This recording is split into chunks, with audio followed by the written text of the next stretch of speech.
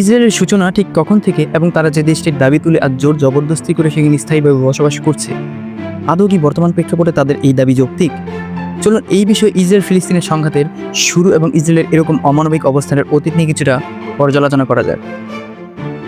Israel ফিলিস্তিনি সংঘাতে এ পর্যন্ত নিহত হয়েছেন হাজার হাজার মানুষ, বাস্তুচ্যুত হয়েছেন অনেকেই। এই দুই সম্প্রদায়ের সংঘাতের বীজ বোনা হয়েছিল 1 শতাব্দীরও বেশি সময় আগে পরিচালিত একটি ঔপনিবেশিক কর্মে। 100 বছরের বেশি সময় আগে 1917 সালের 2 নভেম্বর ব্রিটেনের তৎকালীন পররাষ্ট্র সচিব আর্থার বেলফোর ব্রিটিশ ইহুদি সম্প্রদায়ের একজন সদস্য লিওনেল ওয়াল্টার রথশাইল্ডকে সম্বোধন করে একটি চিঠি লিখেছিলেন। রথশাইল্ড সম্বন্ধে ইউটিউবে বিভিন্ন ক্যাটাগরির ভিডিও পেয়ে যাবেন। কে ছিলেন এই রথশাইল্ড একটু দেখে নেবেন, আমি তো ডিটেলসে যাব না মূলত। যাই হোক, তো চিঠিটি ছিল মাত্র 67 শব্দে, কিন্তু এর তাৎপর্য এত বেশি যে তা এখনও ধারণ করতে হচ্ছে পৃথিবী। এই চিঠিতে ব্রিটিশ সরকারকে ইহুদি জনগণের জন্য ফিলিস্তিনে একটি জাতীয় বাসস্থান প্রতিষ্ঠা ও তার অর্জন সহজত করার কথা উল্লেখ ছিল। আর এই চিঠিটি ঐতিহাসিক ব্যালফোর ঘোষণা নামে পরিচিত, অনেকেই হয়তো শুনে থাকবেন। সে সময় ফিলিস্তিনে আরব স্থানের জনসংখ্যা ছিল 90%-এরও বেশি। পয়েন্টে রাখুন, ফিলিস্তিনিদের রাষ্ট্র গঠনের লক্ষ্যে একটি ব্রিটিশ আদেশপত্র অথবা ম্যান্ডেট 1923 সালে তৈরি করা হয়েছিল, স্থায়ী হয়েছিল 1948 সাল পর্যন্ত। এই সময় ইহুদি অভিবাসনকে ব্যাপকভাবে সহায়তা করেছিল ব্রিটিশরা। ইউরোপে নাৎসিবাদের অত্যাচার থেকে পালাতেও অনেকে ফিলিস্তিনে আশ্রয় নিয়েছিলেন। হিটলার, আমি সংক্ষেপে নাম উল্লেখ করে ইহুদিদের সঙ্গে হিটলারের সম্পর্ক জাস্ট স্মরণ করিয়ে দিলাম, ডিটেলে গেলাম না। প্রয়োজনে ইউটিউবে হলোকাস্ট লিখে সার্চ করুন।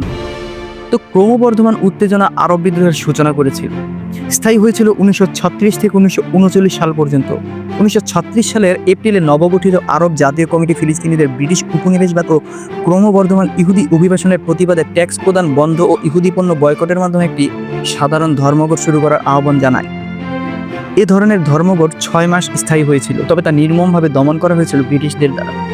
একটু জানিয়ে রাখি, তৎকালীন সময়ে ব্রিটিশদের ক্ষমতা ছিল পুরো বিশ্বব্যাপী। যেমন আজকের আমেরিকা, গণগ্রেফতার অভিযান থেকে শুরু করে বাড়িঘর ধ্বংস করা হয়েছে। বিদ্রোহের দ্বিতীয় পর্ব শুরু হয়েছিল 1937 সালের শেষের দিকে। ব্রিটিশ বাহিনী ও উপনিবেশবাদকে লক্ষ্য করে এই আন্দোলনের নেতৃত্বে ছিল ফিলিস্তিনি কৃষক।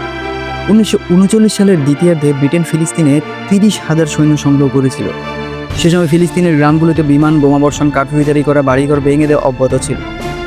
ব্রিটিশরা ইহুদি বসতি স্থাপনকারী সম্প্রদায়ের সঙ্গে সহযোগিতা করে সশস্ত্র দলও গঠন করেছিল। সে সময় ব্রিটিশ নেতৃত্বাধীন ইহুদি যোদ্ধাদের নিয়ে একটি বিদ্রোহ দমন বাহিনী গঠন করেছিল, যার নাম ছিল স্পেশাল নাইট স্কোয়াড। বিদ্রোহে সে 3 বছরের মধ্যে 5,000 ফিলিস্তিনি নিহত হয়েছিলেন। আহতের সংখ্যা ছিল 15 থেকে 20,000। বন্দী করা হয়েছিল 5,600 ফিলিস্তিনিকে। 1947 সালের মধ্যে ফিলিস্তিনি ইহুদি জনসংখ্যা 33% পৌঁছে। সে সময় তারা 6% জমির মালিক ছিল। ফিলিস্তিনকে আরব ও ইহুদি রাষ্ট্রে বিভক্ত করতে জাতিসংঘে 181টি প্রস্তাব গৃহীত হয়। ফিলিস্তিনের এই প্রস্তাব প্রত্যাখ্যান করেছিল সে সময়, কারণ প্রস্তাবটিতে ফিলিস্তিনের প্রায় 56% ইহুদিদের জন্য বরাদ্দ ছিল, যার মধ্যে বেশিরভাগ উর্বর উপকূলীয় অঞ্চলেও অন্তর্ভুক্ত ছিল। সে সময় দেশটির 94% মালিক ছিল ফিলিস্তিনিরা, আর জনসংখ্যা ছিল 706%। 1948 সালের 14 মে ব্রিটিশ ম্যান্ডেট অথবা আদেশপত্র শেষ হওয়ার আগে ইহুদি রাষ্ট্রের সম্প্রসারণে ফিলিস্তিনি শহর ও গ্রাম ধ্বংস করতে একটি সামরিক অভিযান শুরু করেছিল। 1948 সালের এপ্রিলে জেরুজালেমের উপকণ্ঠে দেইর ইয়াসিন গ্রামে 100 জনেরও বেশি ফিলিস্তিনি পুরুষ, নারী ও শিশুকে হত্যা করা হয়েছিল। 1947 থেকে 1949 সাল পর্যন্ত 500টিরও বেশি ফিলিস্তিনি গ্রাম শহর ধ্বংস করা হয়েছিল, যাকে ফিলিস্তিনিরা আরবি ভাষায় নাকবা অর্থাৎ বিপর্যয় হিসেবে উল্লেখ করে। গণহত্যায় কমপক্ষে 15,000 ফিলিস্তিনি নিহত হয়েছিলেন। ইহুদিরা সে সময় ফিলিস্তিনের 78% দখল করেছিল, আর অবশিষ্ট 22% বর্তমানে অধিকৃত পশ্চিম তীর ও অবরুদ্ধ গাজা উপত্যকা। 1948 সালের 15 মে ইসরায়েল রাষ্ট্র প্রতিষ্ঠার পর প্রথম আনুষ্ঠানিক ঘোষণা দেওয়া হয়। এরপরে শুরু হয় আরব ইসরায়েল যুদ্ধ। 1949 সালের জানুয়ারিতে ইসরায়েল, মিশর, লেবানন, জর্ডান ও সিরিয়ার মধ্যে যুদ্ধবিরতির মাধ্যমে তা শেষ হয়। নাকসা অথবা 6 দিনের যুদ্ধ 1967 সালের 5 জন আরব সেনাবাহিনীর একটি জোটের বিরুদ্ধে 6 দিনের যুদ্ধে ইসরায়েল গাজা উপত্যকা, পশ্চিম তীর, পূর্ব জেরুজালেম, সিরিয়ার গোলান হাইটস ও মিশরের সিনাই উপদ্বীপ সহ ফিলিস্তিনের বাকি অংশ দখল করে। এটি ফিলিস্তিনের জন্য দ্বিতীয় জোরপূর্বক স্থানচ্যুতি বা নাকসা নামে পরিচিত, আর এর আরবি অর্থই বিপর্যয়। সে সময় অধিকৃত পশ্চিম তীর ও গাজা উপত্যকায়ও বসতি স্থাপন শুরু করেছিল ইহুদি। 1987 সালের ডিসেম্বরে গাজা উপত্যকায় প্রথম ফিলিস্তিনি ইন্তিফাদা শুরু হয়। সে সময় ইসরায়েলের একটি ট্রাকের সাথে ফিলিস্তিনি শ্রমিক বহনকারী দুটি ভ্যানের সঙ্গে সংঘর্ষে 4 জন ফিলিস্তিনি নিহত হয়েছিলেন। তরুণ ফিলিস্তিনিরা ইসরায়েলের সেনাবাহিনীর ট্যাঙ্ক ও সৈন্যদের দিকে ঢিল ছুড়লে দ্রুত পশ্চিম তীরে বিক্ষোভ ছড়িয়ে পড়ে। ইন্তিফাদা প্রাথমিকভাবে তরুণদের দ্বারা পরিচালিত করা হয়েছিল। পরবর্তী সময়ে এই বিদ্রোহে অংশ নেয় ইউনিফাইড ন্যাশনাল লিডারশিপ। 1988 সালে আরব লীগ প্যালেস্টাইন লিবারেশন অর্গানাইজেশনকে PLO ফিলিস্তিনি জনগণের একমাত্র প্রতিনিধি হিসেবে স্বীকৃতি দেয়।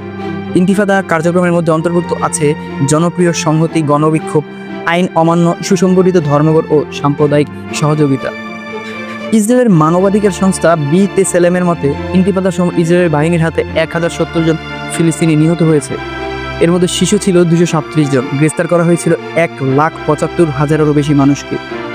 1993 সালে অস্ত্র চুক্তি স্বাক্ষর প্যালেস্টাইন অথরিটি PA গঠনের মাধ্যমে শেষ হয় ইন্তিফাদা। PA চুক্তি ইসরায়েলকে পশ্চিম তীরে 60% ভূখণ্ডের ভূমি ও পানি সম্প্রসারণের বেশিরভাগ নিয়ন্ত্রণ দেওয়া হয়। দ্বিতীয় ইন্তিফাদা 2000 সালের 28 সেপ্টেম্বর শুরু হয়েছিল। সে সময় লিকুদ বিরোধী নেতা এরিয়েল শ্যারন জেরুজালেমের পুরাতন শহর ও তার আশপাশে হাজার হাজার নিরাপত্তা বাহিনী নিয়ে আকসা মসজিদ প্রাঙ্গণে সফর করেছিলেন। ফিলিস্তিনি বিক্ষোভকারী ও ইসরায়েলের মধ্যে সংঘর্ষে দুদিনে 5 জন ফিলিস্তিনি নিহত, 200 জন আহত হয়েছিল। ঘটনাটি একটি ব্যাপক বিদ্রোহের জন্ম দিয়েছিল। ইন্তিফাদার সময় ইসরায়েল ফিলিস্তিনি অর্থনীতি ও অবকাঠামোর নজিরবিহীন ক্ষতি করেছে। PLO নেতা ইয়াসির আরাফাত 2004 সালে মারা যান। তার 1 বছর পর দ্বিতীয় ইন্তিফাদা শেষ হয়।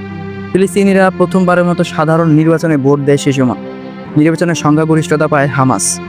2007 সালের জুনে হামাসের উপর সন্ত্রাসবাদের অভিযোগ এনে গাজা উপত্যকায় স্থল বিমান ও নৌ অবরোধ আরোপ করে ইসরায়েল। গাজায় 2008, 2012, 2014 ও 2021 সালে 4টি দীর্ঘস্থায়ী সামরিক হামলা করেছে ইসরায়েল। হামলায় হাজার হাজার ফিলিস্তিনি নিহত ও কয়েক হাজার বাড়ি, স্কুল ও অফিস ভবন ধ্বংস করা হয়েছে। ফিলিস্তিনের যুদ্ধ বা গণহত্যার এই নির্মম ইতিহাস অল্প দিনের নয়। ফিলিস্তিনিরা গত 100 বছরে বিন্দুমাত্র ঘুরে দাঁড়াতে পারেনি। যেটুকু বেড়েছে তাকে বলা চলে প্রতিহত করা। এই ঘটনাগুলোর সাথে জড়িয়ে রয়েছে ইসলামের এক ঐশী ভবিষ্যৎবাণী। কোনো একটা সময় এই যুদ্ধের অবসান হবে, ইহুদি এবং ইহুদিবাদের নির্মম পতন হবে এবং মুসলিমদের জয় জয়কার হবে। সেই তথ্যই পাওয়া যায় হাদিস ও উলামায়ে কেরামদের ব্যাখ্যা বিশ্লেষণের মাধ্যমে। ফিলিস্তিন এবং ইসরায়েলের এসব সংঘাতের সাথে জড়িয়ে রয়েছে একজন নবীর নাম এবং অপরদিকে একজন ধোঁকাবাজ বা প্রতারকের নাম। পরবর্তী কোনো এক ভিডিওতে সেসব বিষয় নিয়ে থাকবে বাস্তবসম্মত পুঙ্খানুপুঙ্খ আলোচনা এবং বিচার বিশ্লেষণ। ধন্যবাদ সবাইকে। ফিলিস্তিনের জয় হোক। একজন মুসলিম হিসেবে আল্লাহর নিকট ফিলিস্তিনি সকল শহীদ নারী, শিশু, পুরুষ, বৃদ্ধা এবং আবাল বৃদ্ধাবনিতার প্রতিটি রক্তের ফোঁটার বিচার দিয়ে রাখলাম। আল্লাহই উত্তম ফয়সালাকারী।